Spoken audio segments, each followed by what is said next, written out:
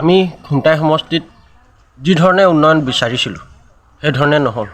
বাগিচা অঞ্চলসমূহত অকল ব্লক ইটা পাৰি দিলেই যে উন্নয়ন হৈ গ'ল বুলি আমি ভাবিছে কোনোবাই, তেনেহ'লে সেইটো ভুল ভাবিছে। কাৰণ বাগিচা অঞ্চলত বহুত কৰণীয় কাম আছে। শিক্ষাৰ দিশত হওক, সাংস্কৃতিক দিশত হওক বা ক্ৰীড়াৰ দিশত একো কাম হোৱা নাই।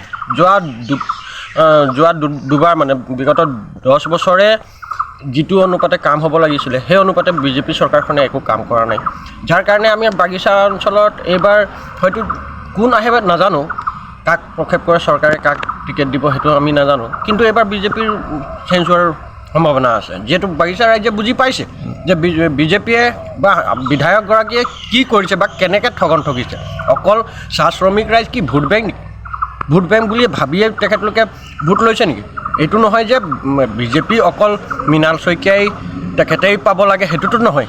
কিন্তু কথা হ'ল যে মৃণাল শইকীয়া অকল তেখেতে নিজৰ মানে বিধায়ক হৈ পেলাই নিজৰ গাদীহে মানে নিজৰ এটা প্ৰপাৰ্টিহে বনাইছে, বেলেগ একো কৰা নাই। তেখেতৰ গাঁওখন উন্নয়ন কৰিছে, ভাল লাগিছে আমাক।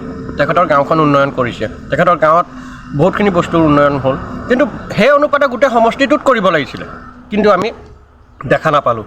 কাৰণ বাগিচা অঞ্চলততো আৰুৱে একো নাই কৰা। অকল চেণ্ট্ৰেল গভৰ্ণমেণ্ট চৰকাৰে, আমাৰ যিখন চৰকাৰ আছে ৰাজ্য চৰকাৰে বাগিচা অঞ্চলৰ যিখিনি ৰাস্তা পদূলি বনাই দিয়াৰ যিটো ঘোষণা কৰিছিলে সম্পূৰ্ণ হৈছে, কিন্তু বিধায়ক হিচাপে তেখেতে কৰণীয় কাম বহুত আছিলে, কিন্তু একো আমি তেনেকুৱা দেখি নাপালোঁ। বাগিচাৰ ৰাইজে বুজি পাইছে যে মৃণাল শইকীয়াই কি কৰিছে।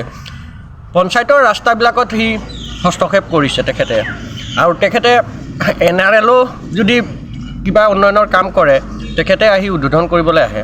তো তেনেকুৱা এজন বিধায়কক আমি কেনেকৈ কি বুলি ভাবিম? এইবাৰ সমষ্টিটোত নতুন মুখ বিচাৰোঁ, আৰু নতুন এজনে নতুনত্ব কাম কৰক। উন্নয়নৰ হকে বা চাহ শ্ৰমিকৰ হকে বা ৰাইজৰ হকে উন্নয়ন কাম কৰক।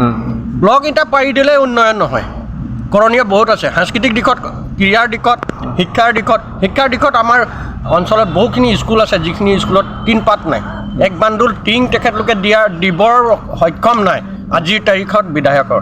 তো তেনেকুৱা এজন বিধায়ক আমি আশা নকৰোঁ।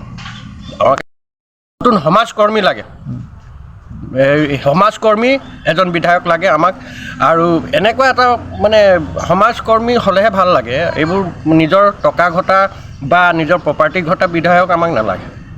দেখা গৈছে এইবাৰ সমষ্টিটোত আপোনাৰ বিজেপিও বহুতখিনি কমি ওলাইছে, কংগ্ৰেছৰ ওলাইছে, সামন্তভাৱে AGPও কোনোবা কেণ্ডিডেট আগবাঢ়ি গৈছে।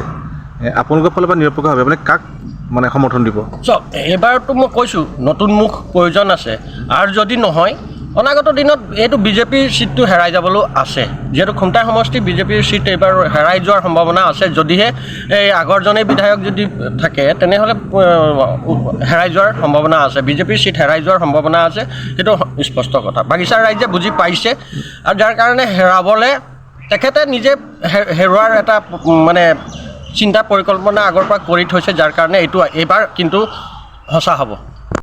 শদিয়াৰ পৰা ধুবুৰীলৈ, বৰাকৰ পৰা ব্ৰহ্মপুত্ৰলৈ সকলোৰে মাজত চিনাকি এটা নাম প্ৰাতঃ টাইম। থলুৱা ভাষা, কৃষ্টি আৰু সত্য বাতৰিৰ আধাৰত প্ৰতিষ্ঠিত খবৰ প্ৰাতঃ টাইমৰ প্ৰতিটো বা বাতৰি পুংখানুপুংখভাৱে চাবলৈ Facebook, YouTube, website, Twitter, Instagram আৰু ব্লগাৰ পেজত লাইক আৰু ফ'ল' কৰক।